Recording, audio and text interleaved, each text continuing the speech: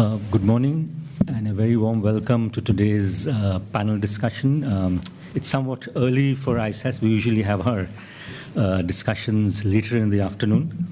So today's the topic of the day, as all of you are aware, is on Sri Lanka and the outlook after the presidential election.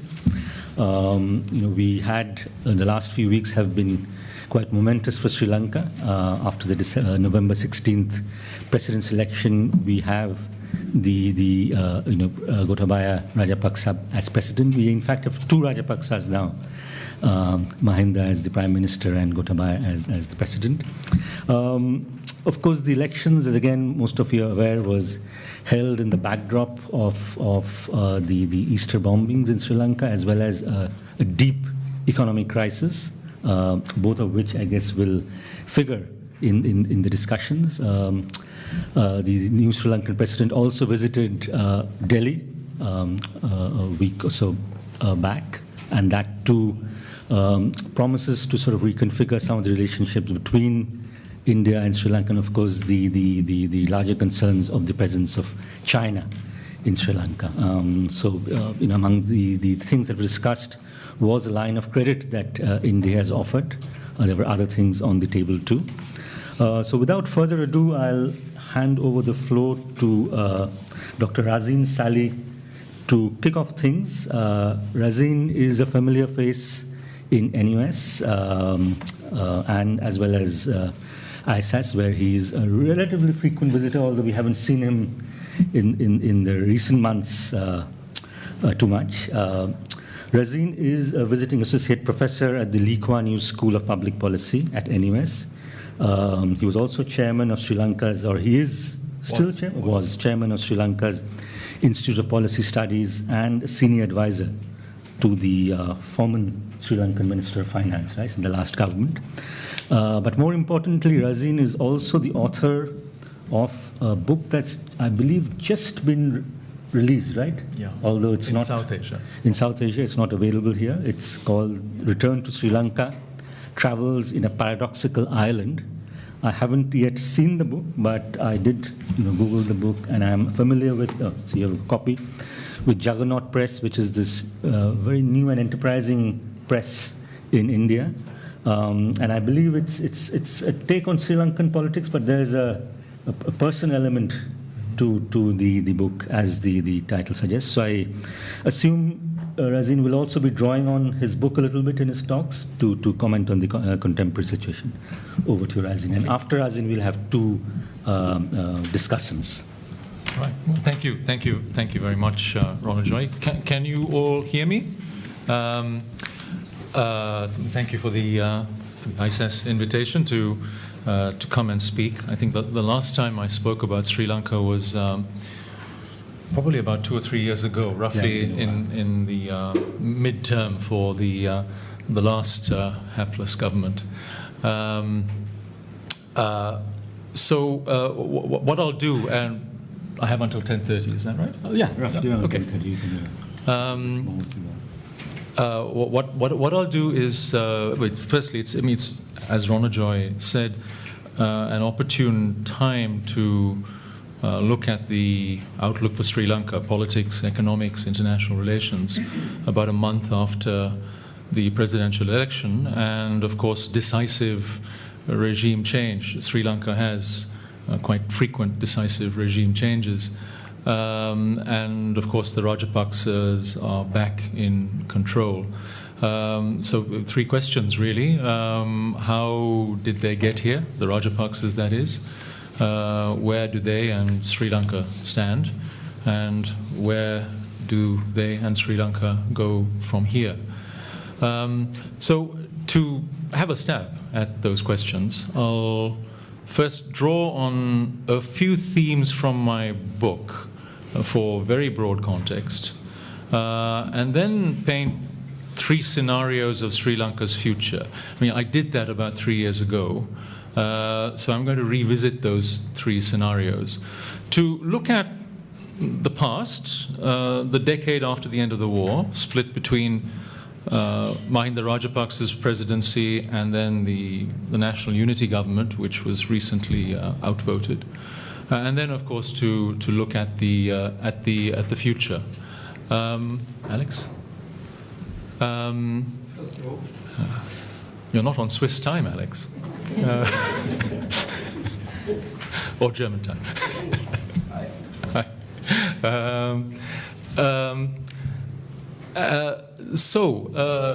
To begin with some themes from the book. This is the book, by the way. There is a complication because Juggernaut, my publisher, has published it for South Asia, which means it's not available in much of the rest of the world. So one item on the agenda is to find a publisher for outside South Asia. A few of you have already read it or read snippets of it. To begin with, it's labeled a travel memoir. So in bookshops, you'll find it usually in the travel writing shelves. And that's deliberate. When I started going back to Sri Lanka about 12, 13 years ago and decided to discover the country afresh, I deliberately did not want to write as a professor or an academic specialist. So what I did was use a memoir, my childhood and then coming back to Sri Lanka, and the medium of journeys all around the island to try to tell the bigger story of Sri Lanka in the round. So it's a writer's book, not a professor's book. And that's the way I set out to write it. And I'm very proud of the fact that this is the first book I've written without a single footnote.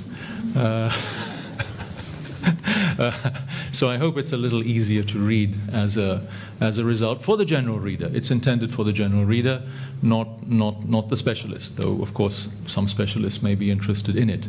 Now this is not going to be a book talk. I'm planning a few book talks in the new year. It's a policy talk and a policy discussion about the Sri Lankan outlook. But what I will do is draw on a few big themes from the book. And they're writers' themes rather than social scientific themes, let's put it that way, for very broad context, which perhaps you should bear in mind when we get into some of the policy picture on Sri Lanka. Now, the subtitle of the book is Travels in a Paradoxical Island. And Sri Lanka, as those of you who have visited, not to mention those of you who've lived there, is shot through with paradoxes. And many of them are historical legacies. And this I try to summarize in the concluding chapter of the book.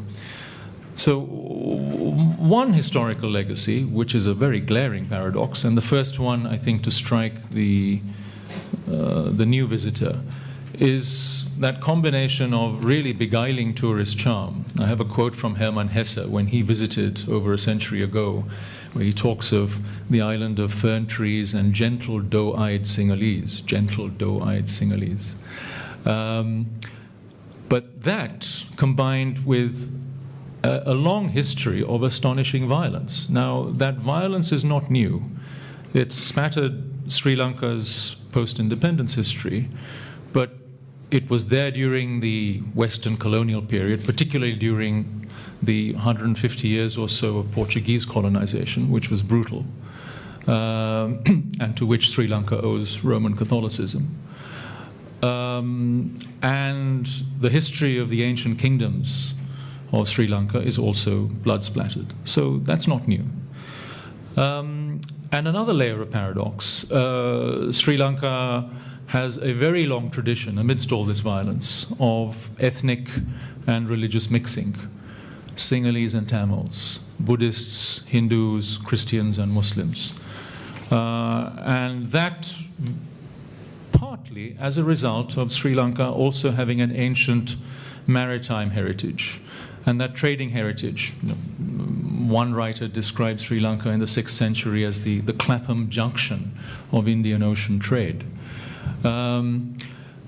Has produced what a Sri Lankan journalist of a previous generation calls an extraordinary cultural hybridity. So despite the fact that Sinhala Buddhists are over 2/3 of the population, it's still a very culturally mixed country. But that very cultural hybridity has brought about, over the centuries, occasional backlashes. And the modern backlash to this cultural hybridity comes from organized Buddhism, particularly post-independence and very much alive and well in the early 21st century.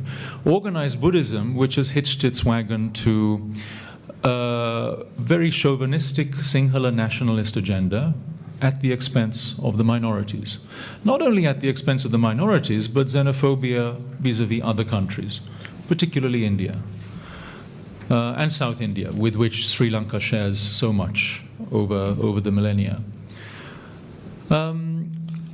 Not to say that such bigotry and that kind of chauvinist, even racist agenda is restricted to elements of organized Buddhism. You find it in the self-isolating, so caste-ridden Hinduism of the Jaffna Peninsula. You found it in colonial times among elite Christians who looked down on other Sri Lankans, Ceylonese. And most recently, you find it among a minority of Muslims who've succumbed to the Wahhabi and Salafi virus, as we saw with the Easter Sunday bombings. So that's one big set of paradoxes. Another, I think, and I noticed this keenly on my travels, is that combination of abundance and complacency. The wet zone has a natural bounty, which those of you who've seen, traveled around the wet zone.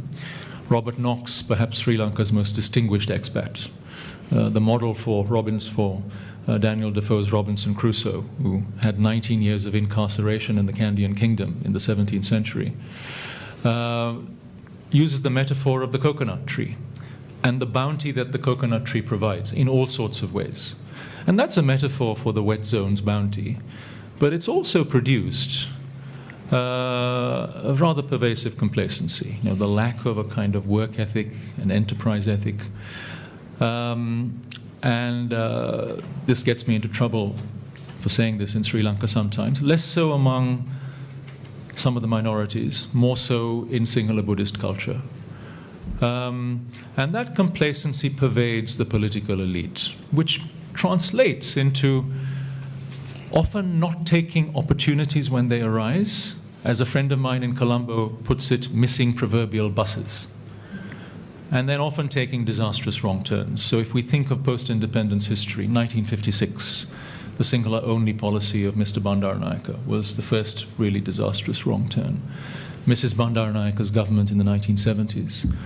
Black July 1983, the opening of the Civil War, which destroyed Sri Lanka's chances of really inserting itself into the global economy in a productive East Asian type way. 2009, the end of the Civil War, not an opportunity taken advantage of productively. And then again 2015, which was a once-in-a-generation opportunity for national renewal, also squandered. So there's a history of that. One last historical legacy, I think, is Sri Lanka's disastrous political elite since independence, of all political stripes. Blue, SLFP, green, UNP, and red, the left-stroke communist parties. They've all failed Sri Lanka disastrously. One of the people I write about, I think Sri Lanka's most distinguished expat, though his song is not that much sung in Sri Lanka these days, Saraiva Jennings, distinguished constitutional lawyer, 15 years in Ceylon, wrote our first independence constitution, senior advisor to the first government, vice chancellor of Peradeniya University, wrote a wonderful memoir, one of the best expat books on Sri Lanka, called The Road to Peradeniya. He was scathing about the first generation of the political elite. He described them as Bloomsbury boys of cinnamon gardens, brown sahibs who took over from their colonial masters. Well, that political type is almost extinct. Very few of them left. The last of them will be visiting you next month, but I shall leave him nameless. But the main political type in Sri Lanka now is the rather coarse Sinhala big man. And the Rajapaksas more or less embody that type.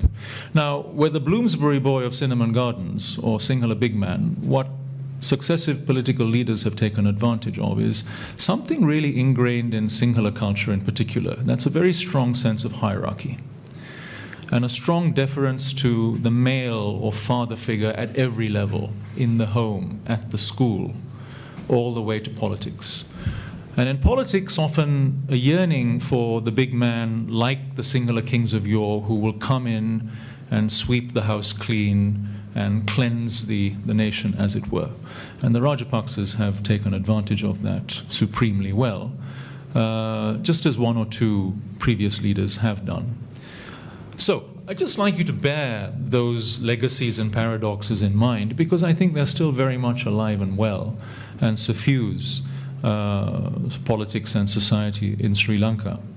Okay, let me now move on to those three scenarios I mentioned, which I first laid out, I think it was 3 years ago, in a lecture in Colombo, and I subsequently wrote up in the Daily FT, and which I summarize at the end of my book. So I'm just going to briefly read those three scenarios one by one, and then sort of apply them to the past and the future. So the scenarios are: first, takeoff, the very optimistic scenario; second, drift; and third, relapse. And that really gives you my take on Sri Lanka yesterday, today, and perhaps tomorrow. So scenario one, takeoff, and I'll just read the couple of paragraphs here. So this is what aspirational Sri Lankans hoped for with regime change in January 2015. It envisions a Sri Lanka that achieves its long-heralded potential. Starts with the economy. Growth will be much higher. Sri Lanka's potential is probably 6 to 8%, driven by a productive private sector, international trade, and foreign investment, not by more public debt and the public sector. Real wages and living standards will rise sustainably. People will have better housing, education, and healthcare. There will be more competition and entrepreneurship, sorely lacking in the key product areas in Sri Lanka. Multinational firms will establish Sri Lankan hubs in global supply chains, so far lacking. And crucially, Sri Lanka will have much closer links with South India and its 300 million consumers. None of this will happen without substantial policy reforms: fiscal and monetary stabilization, domestic deregulation, trade and foreign investment liberalization, downsizing the public sector, deregulation of the land and labor markets, upgrading of education and skills, and liberalization of agriculture.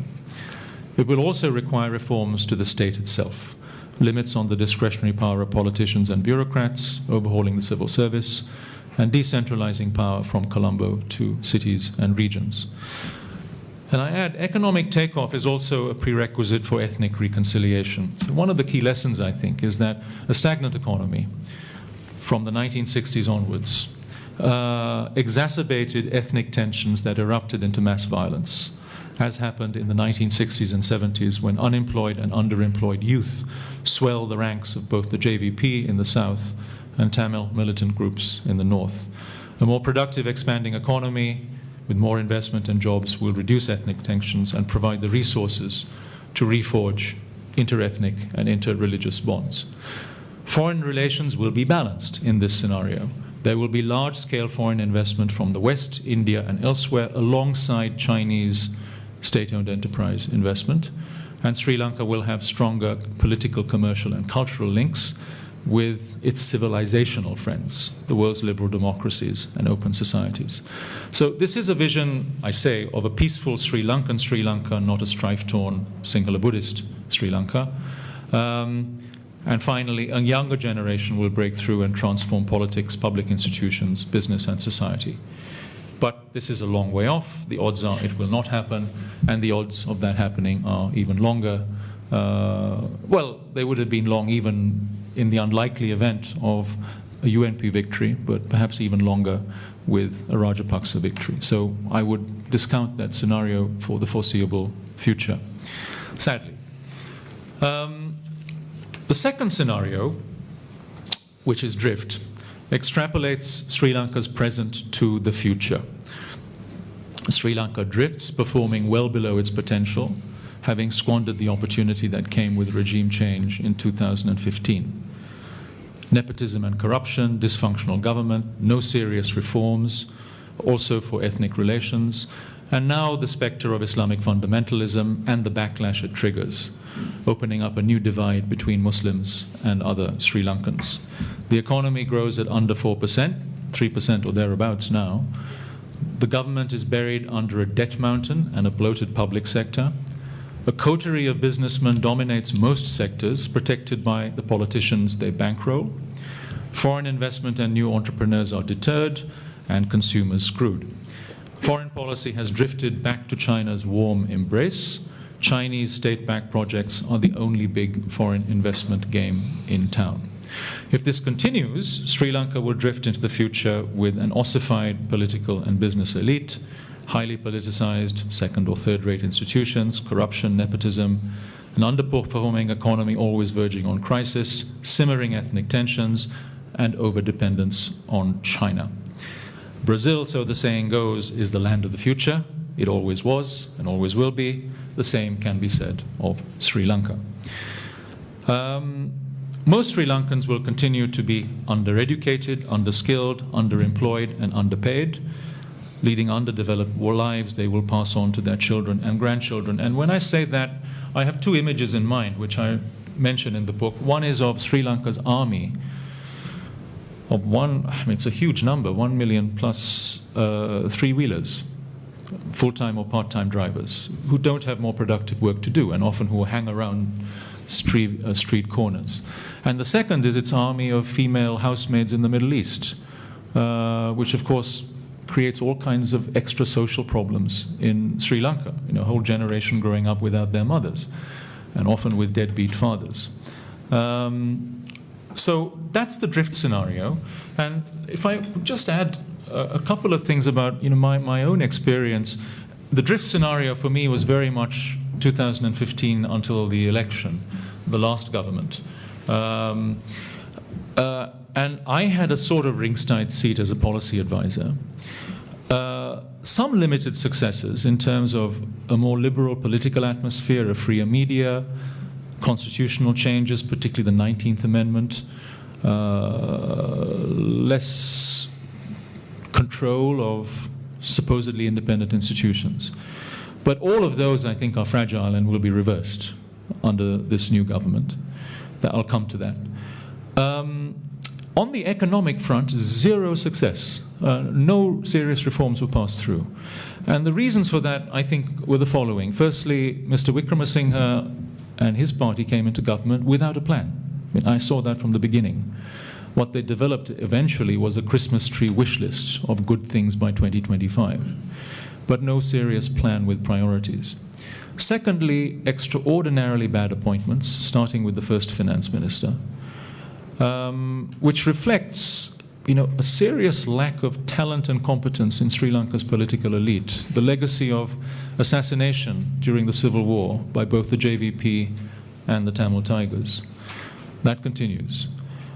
And then thirdly, complete dysfunction in the government in all sorts of ways, which gave me a view which I had only an inkling of before, but it became much more concrete, that even simple reforms were very difficult and sometimes almost impossible to deliver in Sri Lanka because state capacity was just so lacking.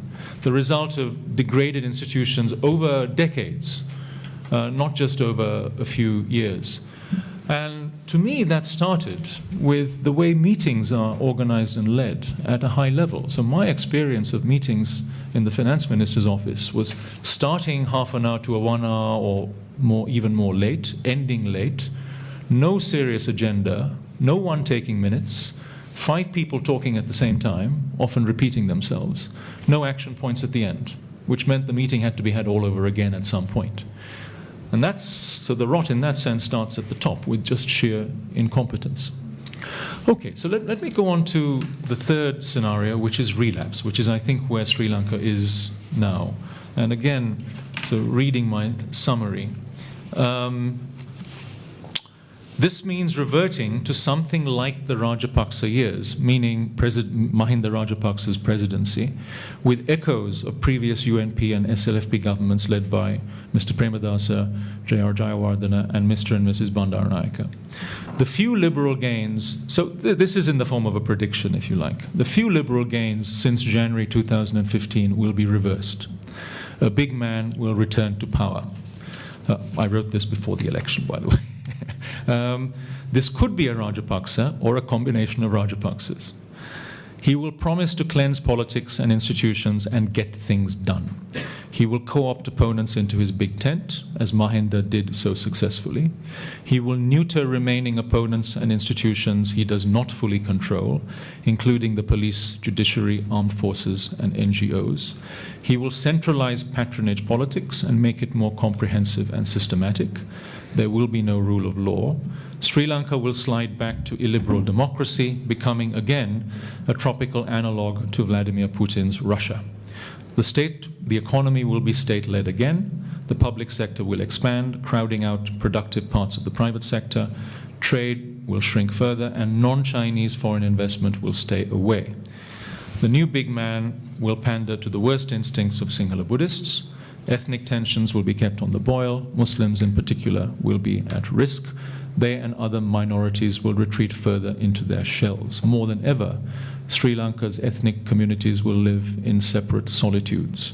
Sri Lanka will again distance itself from India and the West and become ever more dependent on Chinese projects and loans.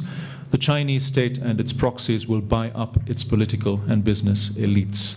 It will be a Chinese tributary state, rather like a brief interlude in the 15th century when Admiral Zhang He abducted the king of Kotte and took him back to Beijing to pay obeisance to the emperor, after which Kotte kings paid an annual tribute to China.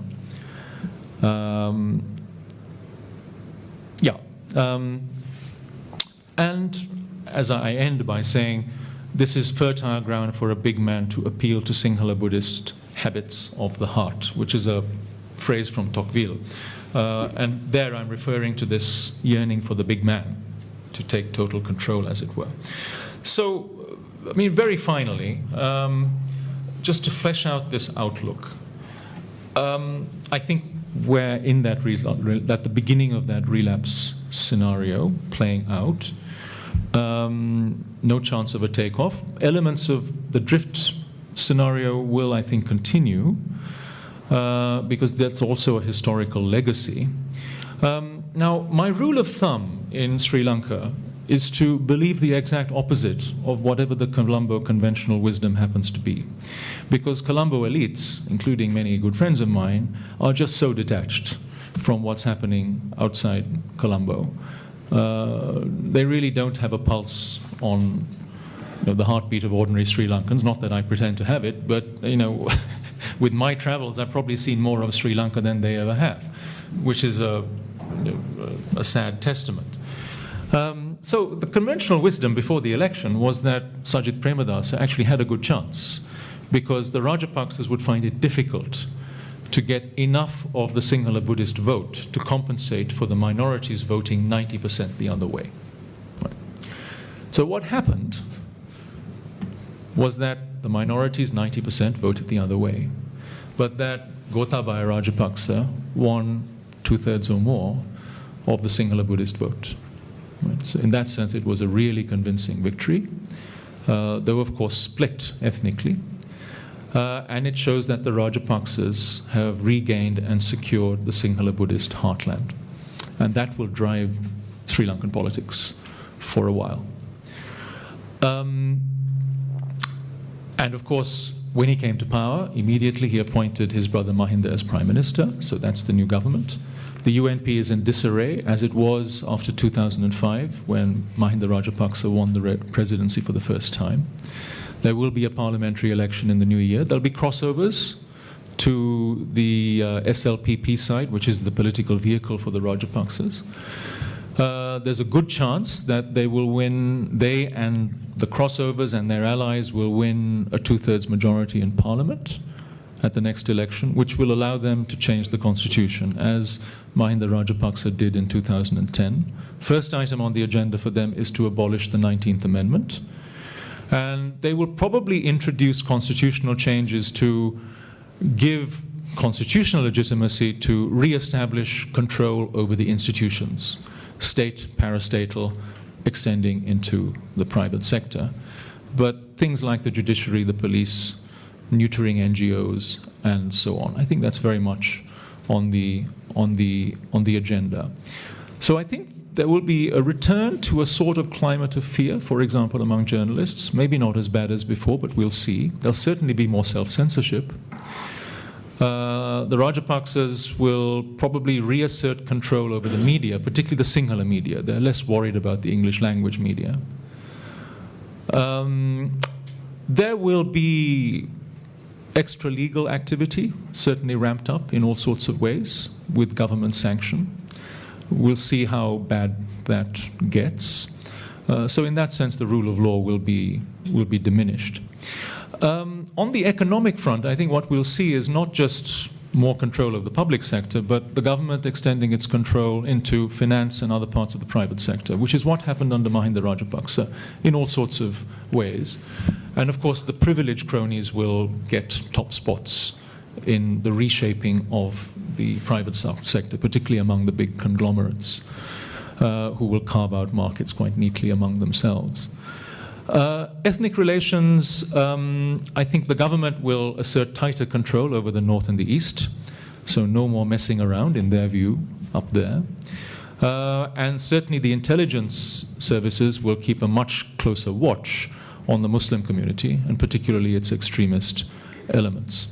So I think all of that is in the works. Now, and finally, China, whose influence is already very strong. It was so with the previous government. It's just going to become even stronger because that personal relationship is there with the Rajapaksas. This is a public event, so I can't go into more detail.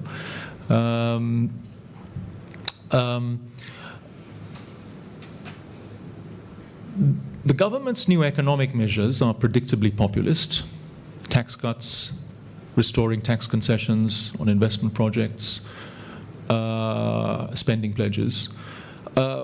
Much of that is going to be unsustainable given Sri Lanka's precarious public finances, particularly its servicing of debt. And there is a debt servicing crunch for the next couple of years at least. Increasing amount of that is on foreign markets, capital markets. Now, this, I think, puts the IMF standby program at some risk. We'll see what happens on that front. But I think the danger down the line is this, and this is the Pakistan scenario, that if the government finds its new economic policy unsustainable and can't come to terms with the IMF, of course, coming to terms with the IMF is ultimately political, not narrowly economic or technocratic, then China will always be there to stand ready to provide fresh loans and convert debt into equity. In that sense, the Hambantota project might be the harbinger of other things to come. So that's what I mean by the Pakistan scenario.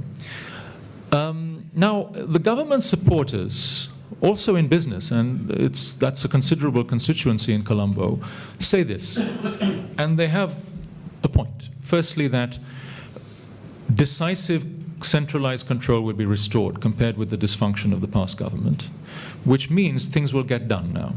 So first, on the law and order and security front, Sri Lanka will be safer.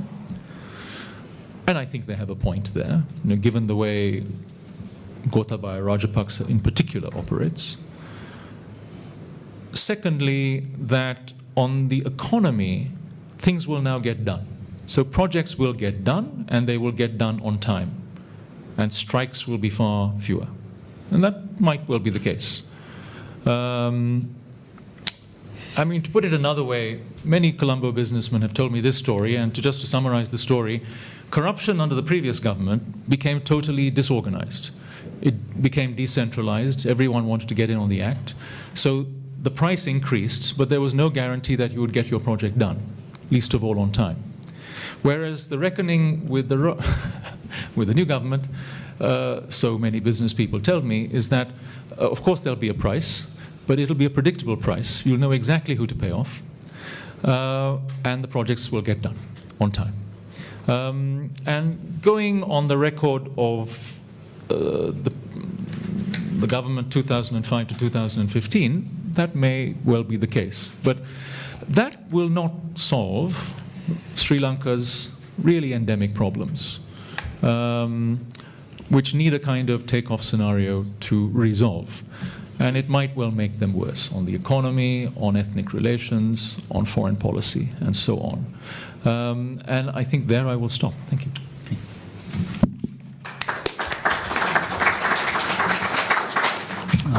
Thank you, Razin, for that extremely rich talk, which not only flagged some of the contemporary concerns, but sort of spanned almost 3 centuries of Sri Lankan history and the paradoxes that have beset a country that is often described as the jewel of the Indian Ocean, or as you mentioned, the Clapham Junction of Indian Ocean trade.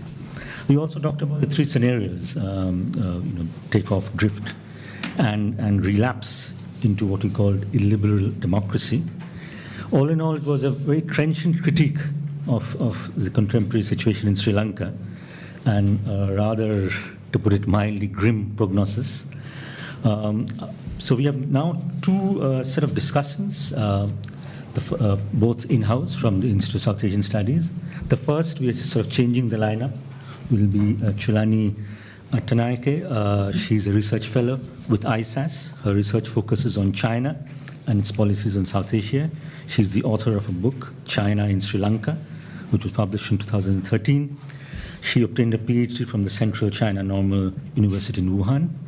And over to you, Chulani. Maybe you'll temper some of Razin's prognosis with some optimism, perhaps.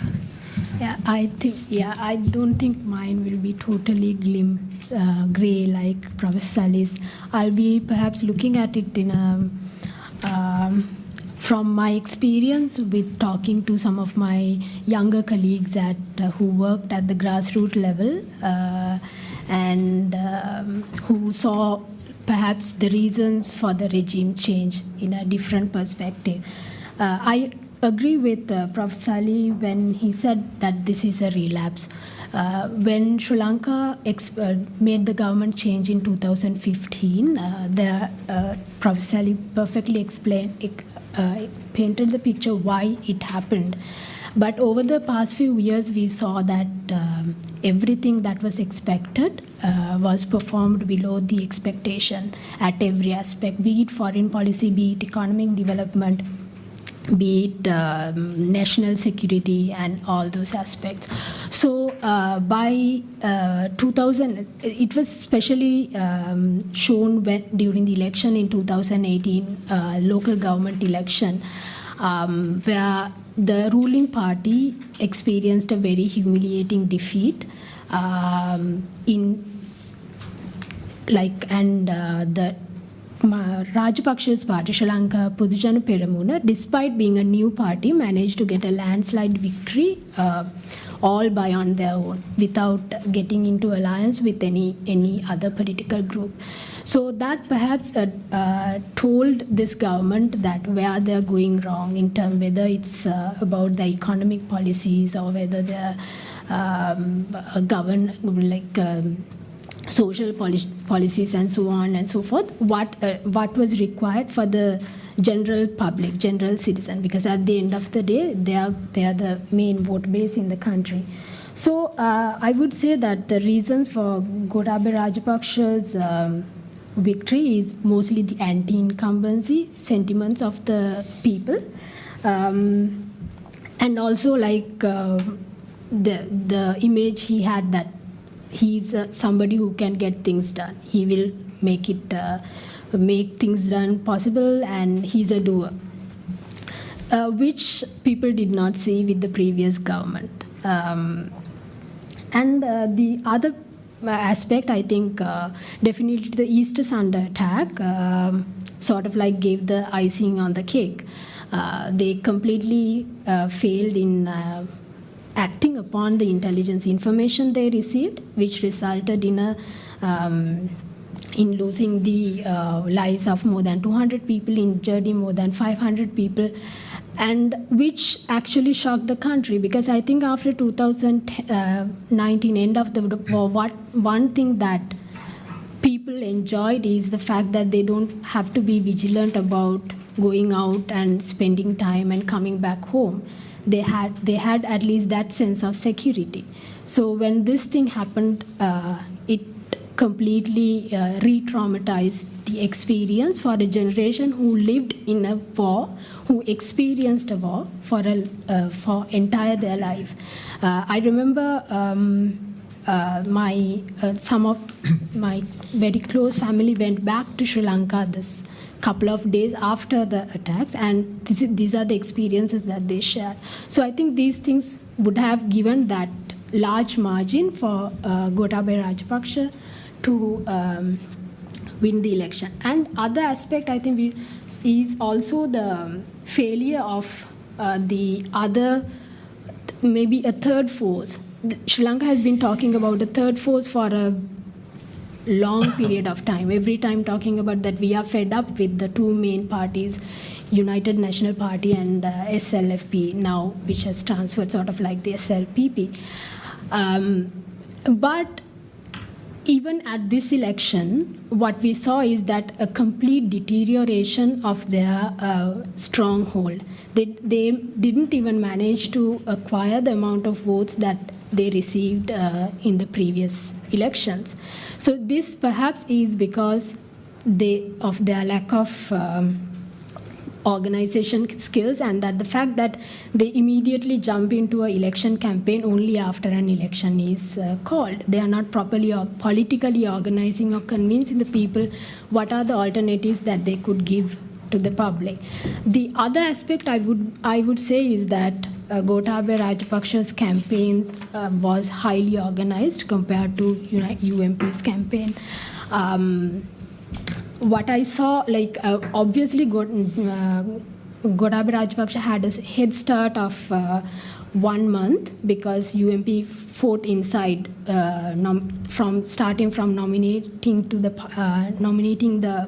their candidate, and soon after that, even during the campaign itself, you see distractions, sort of contradictory remarks by their own people at the same stage. So which means their political, whatever the political issues they have within the party was shown to the public. So obviously, I think the public did not know whether they, even after if they come into power, whether they will be able to act in a united front when they are divided within the party. In that case, I think even though there were some issues gaining consensus from some of the parties for the SLPP's alliance, they showed a united front throughout, and they showed that they have confidence and they have control over the issues. So for a citizenry who saw lack of control, lack of organization, lack of deliverability for a period of time, this showed as an opportunity. Perhaps that is the reason why Gotabaya managed to win the election solely from the vote base in the south. But I think the alarming factor we saw is the increased ethnic polarization, which says that Gotabaya has his biggest challenge would be social cohesion. And even though there are some parts in his manifesto where he says that, for instance, with regard to redressing the Tamils' issues of human rights, disappearances, and all that, it will boil down to the fact to what extent he's ready to actually implement these issues and how he will implement these issues.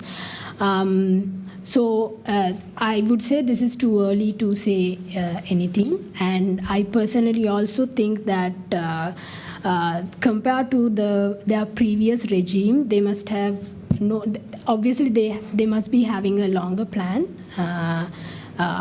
They know that where they failed, and I hope that they will learn from them and act upon without making the same mistakes. So in terms of what to expect in domestic politics, in terms of social cohesion, for instance, I think he has already explained that it seems that he's not going to get into the debate about power devolution, federalism, and that aspect, and he's trying to sort of reach to the community through economic, providing economic solutions for their problems. Which personally, that would be personally, I think this is a good start in order to reach out to the community. But then again, as I said earlier, also it will depend on how far he's going to act upon other issues as well in the long run. In terms of foreign policy, he repeatedly says that he's going to follow equidistant foreign policy, and also as we know, he's speculated to be a pro-China president, but the fact that he made his first visit to India and the amount of attention he gave to the relationship with India and some of the interviews he gave in India somewhat says that he's re-evaluating the relationship and try as much as possible to balance between the main powers. Whether it's a very practical move or not we have to wait and see, because obviously these foreign relations does not happen just because we want, because every country has their own interests, and Sri Lanka is obviously a battleground for great power politics. And to what extent these countries will use their influence, their influence to gain their interest, and to what extent Sri Lanka has the ability to address its interest within this great power politics, that is only that will decide to what extent Sri Lanka will be able to maintain a balanced foreign policy. Finally, I think for Gotabaya alone, this is also a personal challenge, because his reputation is on the line. Because when he took up the task, it's about because people in the South, at least, voted him because people believe that he's able to deliver something. So it's his reputation that I think managed to get a vast majority of votes. Usually, when we analyze the previous election voting patterns, we see that North and East sort of vote in a same way, but it is the South that is always fickle. South will always change, and it is the South which will decide, in reality, it is the South who will decide who's going to be the next leader. Because in North and East, the percentage would be a little different, but in general, they vote in a certain pattern, predictable pattern. So, therefore, the Gotabaya's ability to deliver what he has promised will decide whether this government will continue.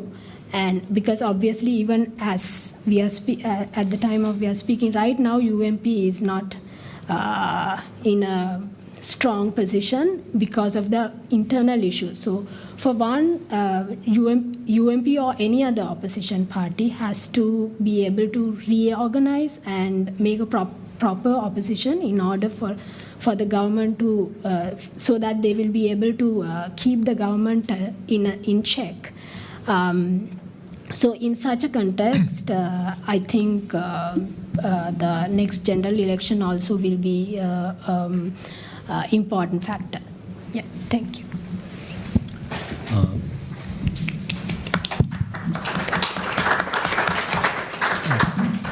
Thank you. thank you, Chulani, for bringing the focus back on the recent election in November and pointing to some of the reasons for Gotabaya Rajapaksa's election, including anti-incumbency, the Easter Sunday attacks, the failure of the third force of the third front, as well as ethnic polarization, and also providing a sort of a roadmap for the future. We were talking about economic solutions, as well as the sort of professed equidistance that the president is talking about, equidistance between, of course, India and China. And you rightly mentioned the first visit was to India and what the implications of that are. Our final speaker on the panel is Dr. Amitendra Palit, who's a senior research fellow and a research lead in trade and economic policy at ISAS, NUS.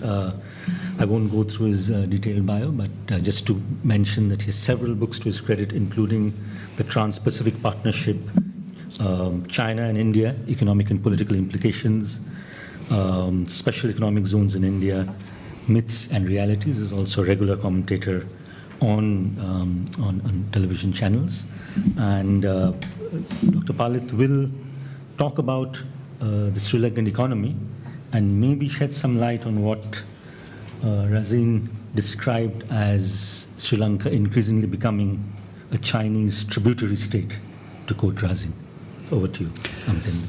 Thank you. Thank you so much, Dr. Sain. I must start with a confession that I have a disadvantage in this entire discussion and on the panel, which though I intend to turn into an advantage. The disadvantage is that I'm not a Sri Lankan and I'm no way an expert on Sri Lanka. But I take that as an advantage, primarily because of the fact that I am an economist trained in economic methods and approaches, and Razin would very certainly agree with me that economists can work wonders, can come out with narratives which are equally compelling whether one looks at it from the cynical perspective or the procrastinating perspective or the immediate topical perspective. And today I intend to take that mantle of an economist who doesn't go bottom up, but rather comes top down on a particular economy for assessing the conditions and the situations. And I will start with a couple of leads that Razin very provocatively mentioned in his most compelling narrative. I mean, thank you so much for providing that enlightenment. Like all good, well-trained orthodox economists, let me start with the rate of growth of GDP. I'm familiar with the Indian economy to the extent one can be familiar with the Indian economy. It's not an easy task. There are other major regional economies that one tends to follow. Out of my own interest is trade and investment. Now, with respect to the Indian economy, there has always been this story that India hasn't been performing up to its potential. This is a statement about India which we have heard for 30, 40, even more years. Today one hears less of that, probably because there's confusion over what exactly is the potential. But this is a phrase which one used to hear much more about Sri Lanka over the last 5 to 6 years, that this is an economy which has great potential. This is an economy which is headed in the right direction. There are good people, enlightened people, positive people with an outward-oriented economic vision, which is very much conducive to the way Sri Lanka can harness its economic advantages of being a small island state. And one of the indicators of whether it's been able to do that or not is the kind of economic growth that it has generated. Now, just to share with you some numbers, 2009 was the turning point, the end of the civil conflict, the ethnic strife.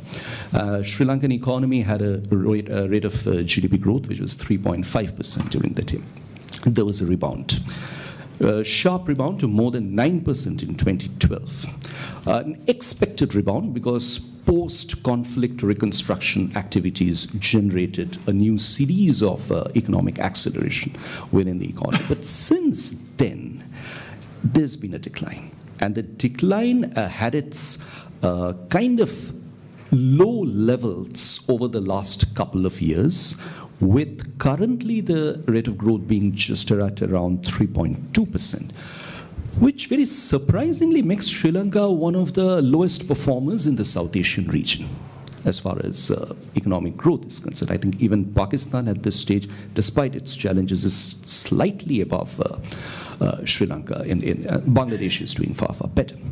Now, one of the upshots of this kind of GDP growth behavior is the fact that obviously Sri Lanka has not been able to capitalize on a large number of economic advantages which it might be having, A, due to resources, B, due to geography, 3, due to skilled manpower, 4th, due to policy outlook, but none of those have actually got galvanized into a series of results which makes it a fast-growing and a sustainably fast-growing economy. So the potential has remained by and large unutilized or underutilized. And to come to this, and maybe I'll try to connect this to the fact that Razin alluded to a stagnant economy, which is in fact the most, I would say, acceptable definition of the current Sri Lankan economy that one can arrive at. But it's not just a stagnant economy. And again, I must excuse myself for not being ground up, but going through the statistics and the numbers that are available. It's an economy which is facing serious problems. And when one looks at these serious problems, there are a couple of typical indicators that one tends to fall back on macroeconomy. It's the character that one describes as a twin deficit problem.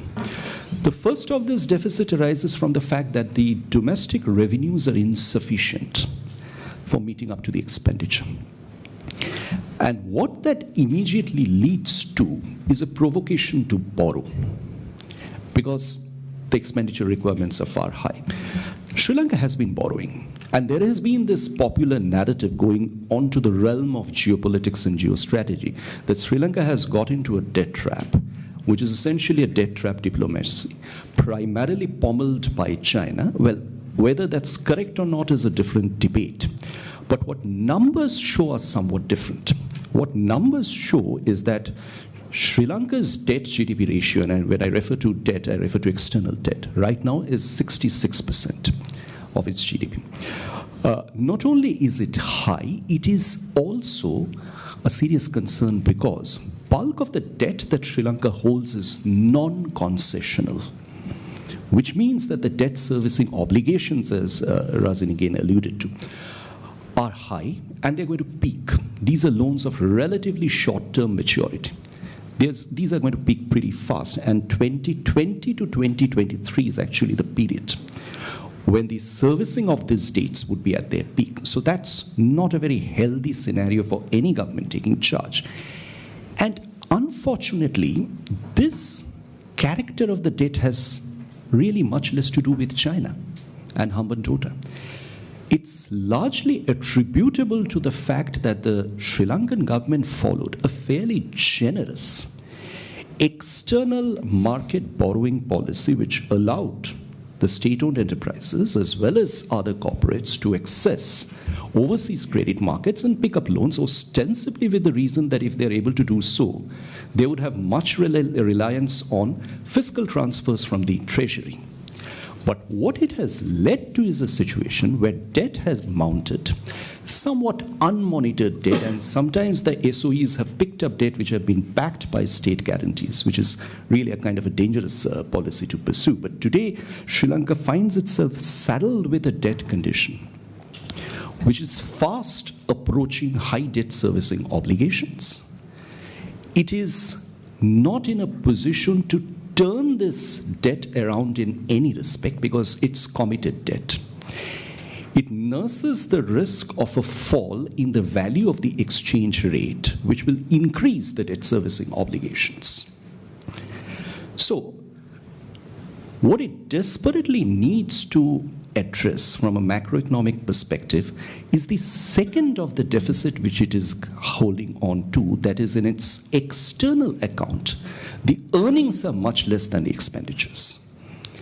The earnings essentially arise through exports, which for Sri Lanka should have been a very prominent way of external earnings. It hasn't happened.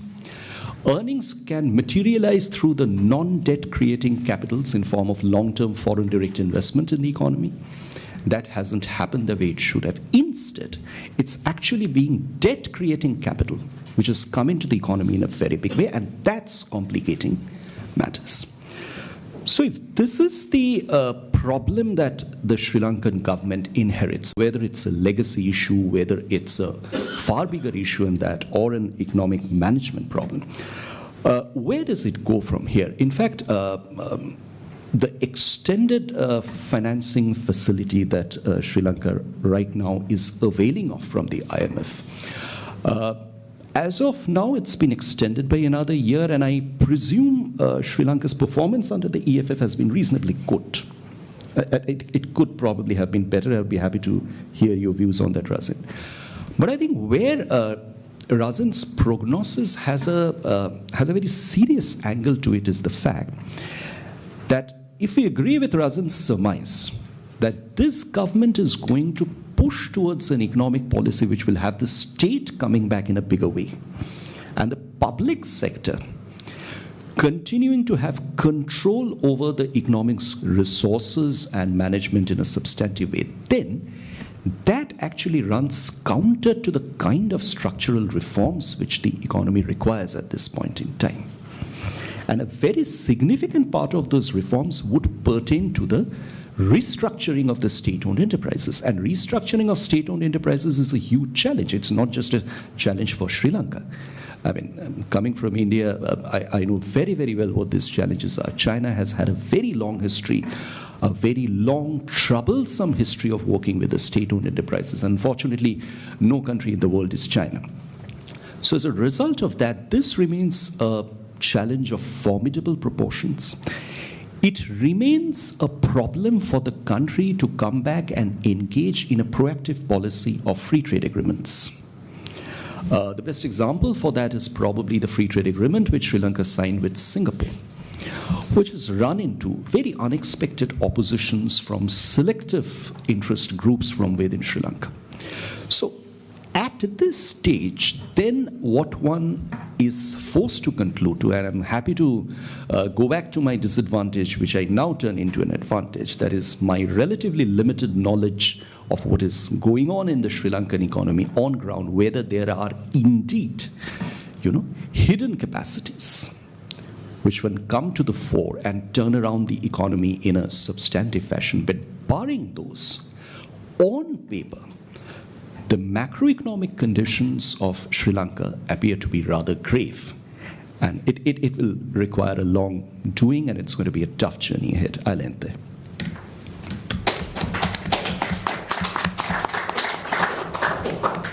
Thank you, Amitendu, for the brief overview of the Sri Lankan economy and the grave challenges it faces, including that of a stagnant economy with relatively low economic growth rates, as well as the debt servicing obligations which is saddled on the Sri Lankan economy. So with that, I'll open the floor for questions. We have almost 25 minutes or so. Please raise your hand, identify yourself, and keep the questions brief. Thank you. Hello. Yeah, please. I'm Aisha from the Center for Asian Legal Studies, NUS. I have two quick comments and one question for Dr. Razin Saleh. First of all, thank you very much for the wonderful analysis. So the first comment that I have is with regard to the 19th Amendment abolition, if we are to expect it. So something that I understood is that there is a definite power struggle between the brothers, because we know that the 19th Amendment significantly curbed the presidential powers and gave more power to the Prime Minister. Whereas Gotabaya would want to abolish the 19th Amendment, Mahinda might necessarily would want to keep it. So this is an interesting take. We'll have to see in the upcoming elections and whether SLPP is going to win a 2/3 majority. And also the symbolic gestures of Gotabaya refusing to wear the famous Rajapaksa shawl, or the Satake, which we call in Sinhala, is also significant because even though Mahinda Rajapaksa was very important, significant for his victory, but for his own career as a president, he can be detrimental. So it's going to be interesting in the future. And with regard to the third force, I was in Sri Lanka last month. I went there to vote. And when I actually spoke to many, many Sri Lankans were quite disgusted with the two main parties, their failures, their inability to keep to their promises. So they understood, they agreed with the third force. But then the Rajapaksa factor kept the Sri Lankans from actually voting independently, because it was always important for them to go for the lesser evil. So I have an understanding, or perhaps at the parliamentary election, the third force might appear victorious, probably also because JVP is important for the people and are also considered the watchdogs in parliament. So we could perhaps see a change in the success of the third force. And lastly, my question is for Dr. Razin Sali. I understand it's a relapse. I understand it's a very grim prognosis. Nothing showed the deep divisions in our country than this particular election. So how can we get out of this relapse? How can we reinvent ourselves? I would like to know your thoughts. Is it cultural? Do you think it's by building a certain culture, or is it entirely up to the politicians? Razin, there's Thank four you. questions maybe you can tackle. In the next round, we can take a few questions together. No, I think there are quite a few issues on the table here. Just a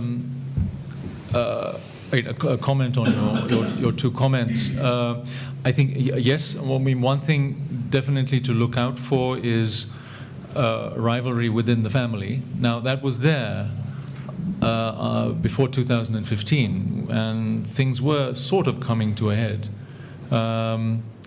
which would have played out had Mahinda Rajapaksa won the presidential election. Now, of course, it's more charged because you have one Rajapaksa as prime minister, one as president. My understanding is that I think it was one of the first things that Basil Rajapaksa announced after the election, that they would do their best to get rid of the 19th Amendment and put something in its place. So the question is, if they do get a two-thirds majority, what would they negotiate within the circle, as it were, as a compromise, particularly between the two brothers, to replace the 19th Amendment? We'll see. But I think that there's bound to be rivalry. They were pretty successful at keeping it private and within the family last time. We'll see if that replays this time. I think you're being rather optimistic with your second observation. I think the momentum now is clearly behind the Rajapaksas. It's going to be very difficult for a third force to squeeze through. We'll see. On your question, I mean, that's of course the most important question for Sri Lanka. I think my experience with the last government was that nothing is fundamentally going to change in Sri Lanka unless you have a new generation with different aspirations and different backgrounds breaking through into politics. Because what happened last time around was that you had musical chairs around the cabinet table, as it were. The players were still the same, and they've been there for decades. And then those that have come through, often sons or daughters of existing players, have been in their parents' or their grandparents' mold.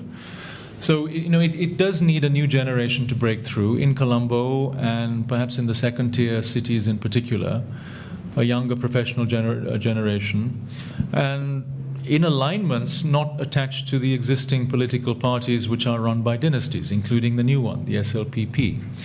Now, that's all well said and done, but it's difficult to see how that's going to happen in the short term or the medium term, because the barriers to entry are high, and those political families still exert iron control. So I think inventive minds have to think of playing a long game to see how this younger generation can be nurtured to, at some stage, make that breakthrough into politics and change the institutions. Because it's not just a matter of changing policies. You can't change underlying policies in Sri Lanka without changing the underlying institutions. And that's inevitably a longer game, I think. I think what we have in the meantime, I mean, this was how I was going to end my talk, but I ran over time a little bit, was I mean, to me, in a sense, this sums it up. And again, it sounds rather provocative. You know, to serious academics, this might sound rather too flippant. But you know, I've got a quote here. This is from, it's a great history book on Ceylon by Lynn Ludewijk, The Modern History of Ceylon, published in 1966. And he's talking about the UNP government 1953 to 56, Sir John Kotalawala's government. And he says the Prime Minister and the UNP seem to be rotating further and further on an axis of their own away from the center of the country's strongest emotional interests. The spirit of life in elite circles, with its unashamed reveling in corruption and exhibitionism of its socialites, etc., etc. He goes on to say, in the end, with shows and circuses becoming more prominent, as in the Marx Brothers film, orchestra and conductor drifted farther and farther on the lake where their rafts had been moored. The conductor in desperation changed the score, but both the orchestra and himself were lost in the distant horizon as events panned out to the general election of 1956, which routed the UNP and marked the end of its 9 years of rule. And that reminded me very much of Ranil Wickremesinghe's government and the policy idiot we had as president, President Sirisena, over the last 5 years. It was rather like a Marx Brothers film. So what Sri Lanka has done is exchange the Marx Brothers for the Corleones. And we are back in Godfather territory. Let's see what happens. Yeah, we have another hand there, please.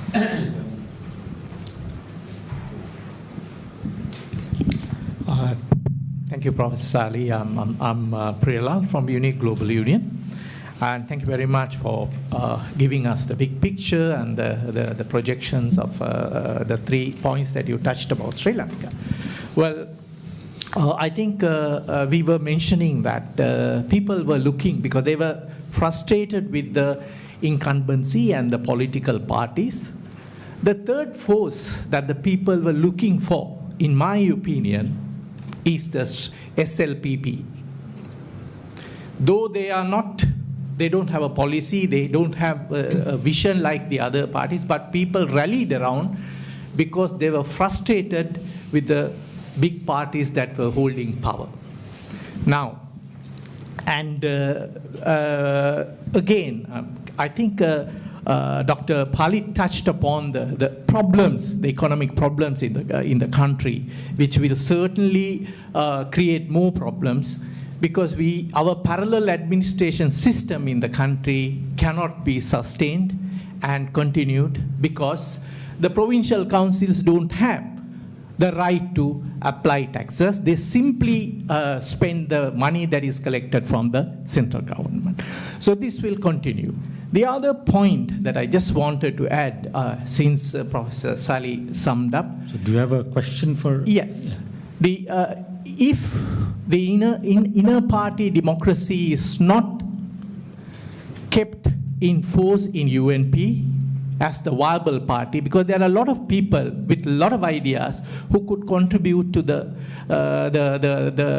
politics and the development. So what do you think? Do you think that the inner party democracy should be instilled in UNP so that there will be a new leadership to take over? Well, I'd like to hear what Dr. Athanayake has to say about that. I don't know the answer to that one. I'm skeptical because the main parties don't have a tradition of intra-party democracy. They're dynasties. And of course, the UNP is famously known as the uncle-nephew party from independence. 4 members of the same family in the first independence cabinet. A combination of Sena Nayakas, Jayawardhanas, Wickremesinghes, Vijayawardhanas. Ranil is JR's nephew. And of course, Ranil has ruled the party very dynastically for the last few decades. So we'll see if Sajid Premadasa will be successful in wresting the leadership from him. If so, then I think maybe the prospect is for another dynasty, but this time another Premadasa dynasty, as opposed to a Wickremesinghe stroke Vijayawardhana dynasty. But so working against that grain to establish democracy within the party, I think is going to be difficult. There may be a chance. Another thing that makes me pessimistic is that talent and competence within the UNP is wafer thin. There's hardly any there. And those who were supposed to be the great hopes of a new generation with a new style of governing in the UNP, namely Harsha De Silva and Iran Wickramaratne, turned out to be just two more Sri Lankan politicians. So who's left in the UNP? Chulani, your take on maybe some of the earlier questions as well as... Prof. Sally basically summarized. I don't know whether there will be a democracy, not just in UMP, even in SLPP or SLFP. Because if you see how Chandrika Bandaranaike had a conflict within the party when it was time for her to pass the baton, it was the same. And Rajapaksa's, I think it is going to be the same. And Wickramasinghe, he has already been grooming who is going to be maybe after him. And so I don't know.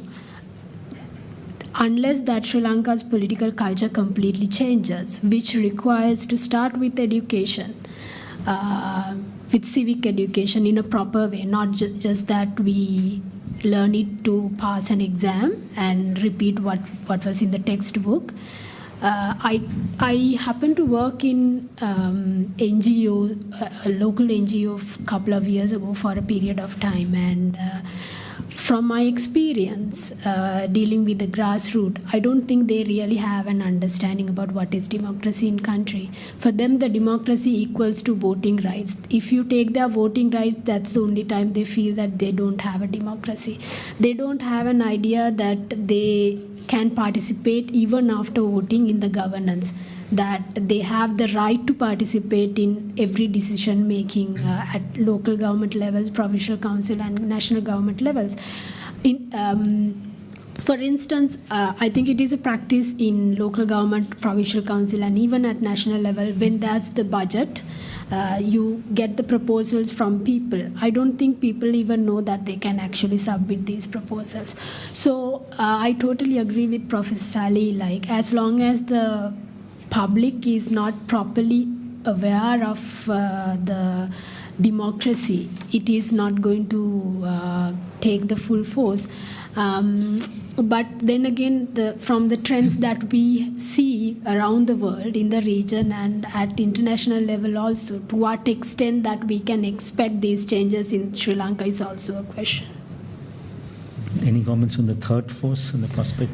Third force prospect, I think I agree that they will have more seats perhaps at the parliamentary election, but that is not because they are performing well.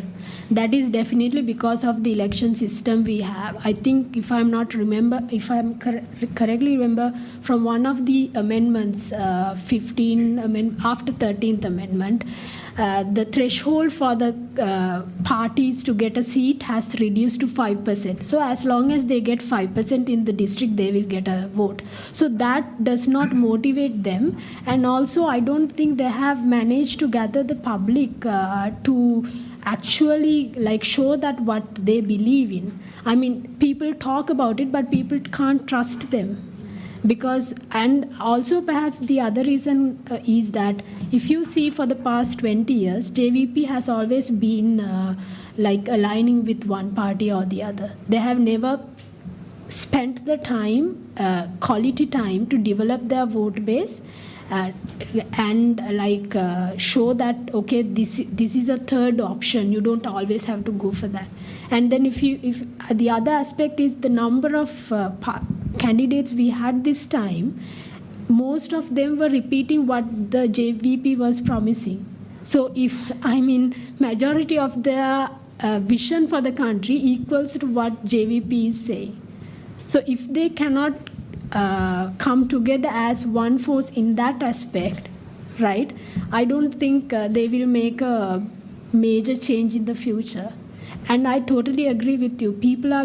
In Sri Lanka, people will always go for the lesser evil. Yeah, please. In the realm of security and defense, do you see any changes do you see any changes to the internal organization of the defense and security services? Any rivalries? Any increase of budget? And then externally, do you see any changes in the relationships? And are they, in particular, would those be driven by the economics, the debt trap diplomacy, so to speak? Razin, you want to take a stab at it, and maybe Amitabh, if he has. So on the defense security side of things, I'm not the expert here. The person who is, the person to ask that question is Professor Rohan Gunaratna at RSIS, who is close to the new powers that be.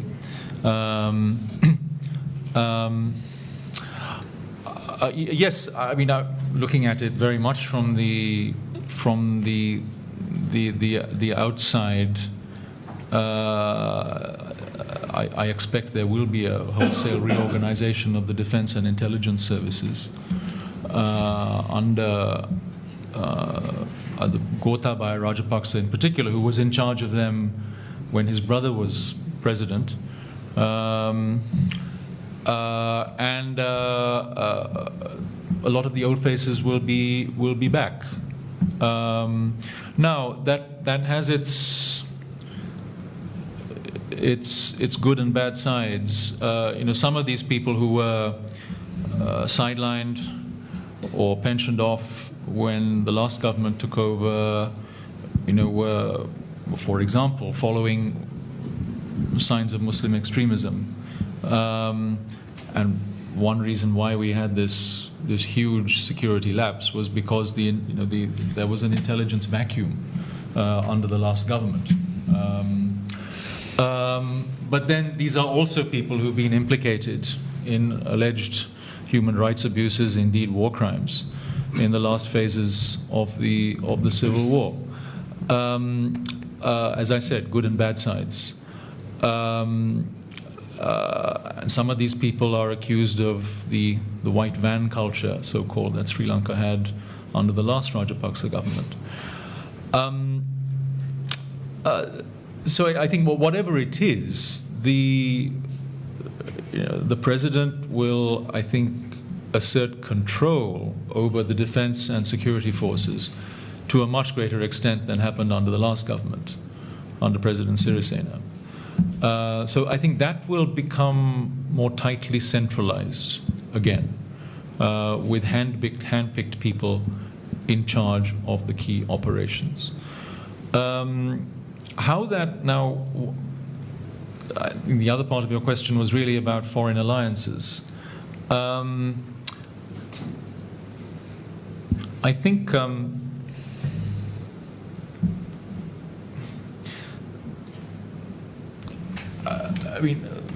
President Rajapaksa's first state visit to India just had to be done, given Sri Lanka's neighborhood. But I don't think that tells us much. Mr. Modi will, of course, try to get along with whoever is in power in Colombo. But my instinct tells me, and the practice of the Rajapaksas when last in power also tells me, that even with the best will, there will now be new ructions in the relationship with India, with the United States, with Canada, with the European countries, Australia, and so on, because of human rights issues. So these things will probably resurface, whereas they were kept in abeyance under the last government. And of course, this government is that much less amenable to compromise on these issues. So that's, I think, going to complicate these relationships again. While, of course, the relationship with China will not just continue, but will probably be strengthened. And that, I think, in turn plays in, I mean, China is obviously not going to raise these issues that are going to be uncomfortable for the Rajapaksas. And that, I think, also dovetails with, if you like, a kind of economic analysis. And I agree very much with Dr. Palit's analysis. I think, Ranil Wickremesinghe, for all his faults, I think had had the right loose vision, as it were. Sri Lanka needed to re-establish macroeconomic stability, meaning getting its debt management under control. The IMF, the EFF facility was supposed to have Sri Lanka on that glide path, as it were. And then you need structural reforms in the economy to get productivity going for medium-term growth, which involves things like trade liberalization, deregulation of the private sector, improving education and skills, and all these things. But of course, he never established a mechanism to get it done, and he appointed the wrong people in the key areas. So nothing actually got off the ground. The instinct, I think, of the Rajapaksas, much more statist, is to charge up the public sector again and go for projects rather than policies. And many of these projects will involve debt creation. More difficult now on international capital markets, but still that Chinese door is always open. So I think one should look at this in a nuanced way. Sri Lanka is not Pakistan, it's not Venezuela, it's not many sub-Saharan African countries. The actual stock of debt owed to China is, it's relatively modest, about 15% of overall external debt. But I think the trend is upward. So I think what we might see is a kind of creeping extra dependence on China, because as I said, I think that door will always be open. And the Chinese play a very good diplomatic game in Sri Lanka. When I was at IPS, there were constant blandishments coming from the embassy. And I heard this from other think tanks. Invitations to conferences, business class tickets, 5-star hotels, please do this project, do that project, we're willing to give you X amount of money for a new program and so on. But these offers weren't coming from the American embassy or the British High Commission or the Indian High Commission. The Chinese were playing on a field open for them where there were no contestants, as it were. So in that sense, as we see, there are many problems with Chinese soft power, not least in Hong Kong at the moment. But in other ways, in some countries, they play their game quite skillfully. Any quick comment on the last question? I think the way one looks at these alliances is not completely separable from the content, economic content, the larger strategic content. I think the problem that Sri Lanka has been facing is that insofar as investments are concerned, insofar as external capital support of a non-debt creating nature is concerned, that support is not forthcoming from the OECD countries, except partly Japan, to an extent. Now, what that essentially means is that, to an extent, Sri Lanka's choices are limited. If funding is necessary for kickstarting a process of stable economic growth, it needs funds. Where do those funds come from? And if an economy is limited by choices, then it has to probably get forced into the limited choices that it has available to the best of its ability, to the best of its capacity. I'm not necessarily saying that this would mean a much greater engagement with China. But I think the possibility cannot be overlooked, because as such, China is one economy in and around the Indian Ocean region which is still now prepared to invest. On what terms those investments would materialize is very selective. Those are probably case by case, because there are multiple Chinese-funded investments in Sri Lanka. Hambantota is one category. The Colombo Port City project is another category. So I think all these by themselves are selective. But I would agree with Razin on the fact that I think the engagement with China when it comes to an external fund backer of Sri Lanka has actually gone a long way. And I don't see any immediate prospect of that turning around, unless and until over the next 2 to 3 years, circumstances in Sri Lanka change fundamentally and inspires that confidence. Okay, the last question.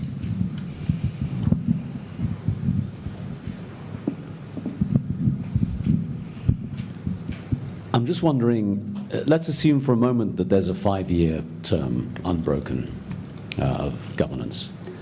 I wonder in the end of that 5 years what the average Sri Lankan might be thinking. Because is their benchmark for progress going to be the potential gap between where they are now and textbook economic growth? Is it going to be the potential gap between where they are now and liberal democratic values? Or is it going to be the gap between where they are now and where the slight difference the Rajapaksas might bring? Mm-hmm. Might they not say, you know what, the strong man thing, the Corleone family, is actually a better management system than the Marx brothers, and that's good enough for us? Yeah, I think that's a reasonable proposition. So it's. I mean, I think for outside Colombo and its shattering classes, of course, it's fundamentally a bread and butter question. It's one reason why the Colombo elite keeps getting things wrong. You had editors of newspapers ringing alarm bells at the prospect of Gotabaya presidency, saying, white vans will be back, NGOs will be curtailed, we won't be able to campaign on this or that. Sure, but that's not what animates the average Sri Lankan outside the bubble. So I think that bread and butter question, are our lives better 5 years from where they were? Are things getting done? Yes, there'll be corruption. Yes, there'll be big man politics all around.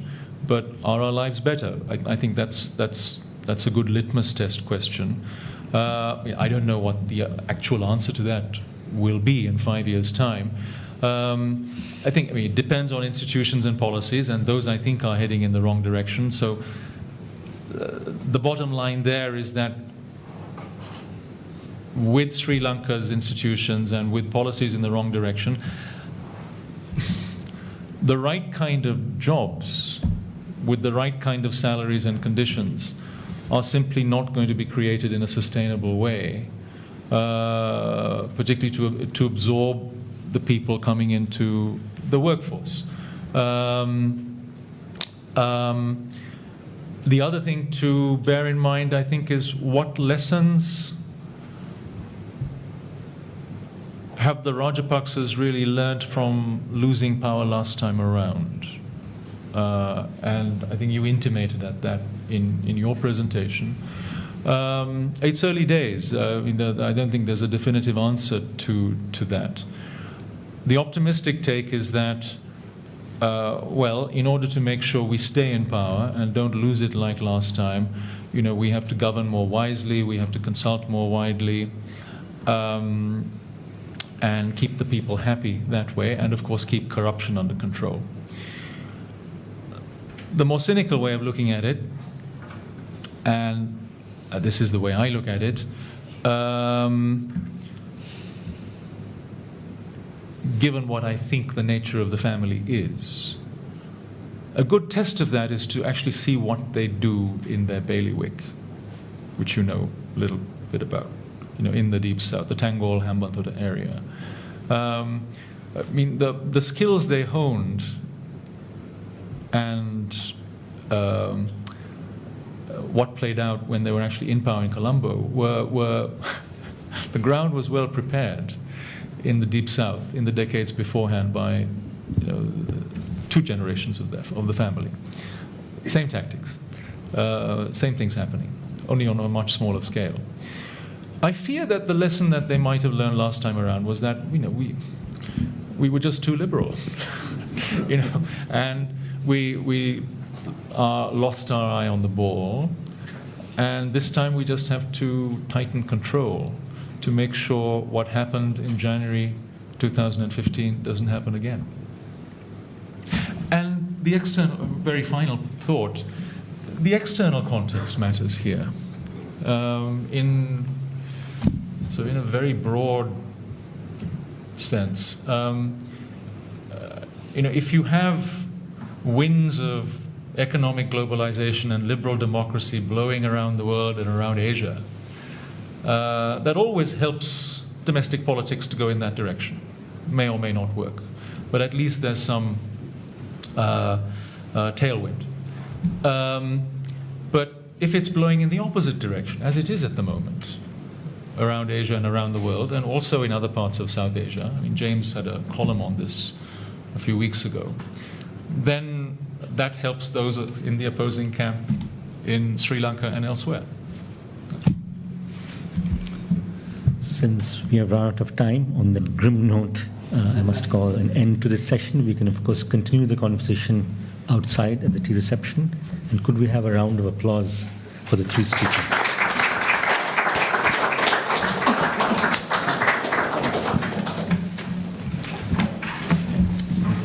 Pleasure. Pleasure.